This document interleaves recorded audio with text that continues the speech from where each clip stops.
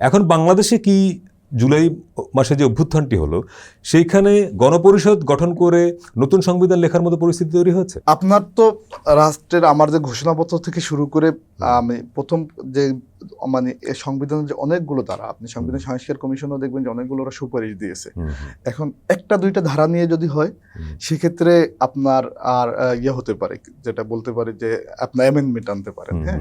কিন্তু আপনার 54 বছর আগের একটা বিতর্কিত সংবিধান, হ্যাঁ, সংবিধান তৈরি হয়েছে বিতর্কিতভাবে, যেখানে আসলে সবগুলো স্টেকে মুক্তিযুদ্ধ, কিন্তু শুধু আওয়ামী লীগ মুক্তিযুদ্ধ করে নাই, মুক্তিযুদ্ধ তো অনেকগুলো শক্তি ছিল মুক্তিযুদ্ধে। বামরা ছিল, ডানদের একটা অংশ ছিল, হ্যাঁ, এরপরে তাহেরের নেতৃত্বে একটা গ্রুপ ছিল, সর্বহারা ওদের তখন মনে হয় শ্রমিক পার্টি বা কিছু একটা ছিল, এরা এদের গ্রুপ ছিল, সুরঞ্জিত গুপ্ত সেনগুপ্ত, ওনারা সবার মধ্যে সন্তুল আলোচনা ছিল, পর্যালোচনা ডিবেটের মধ্যে দিয়ে সংবিধানটা হয়েছে। সংবিধানটা তো আপনার তৈরি করা হয়েছে ওই যে অ্যাক্টের মাধ্যমে।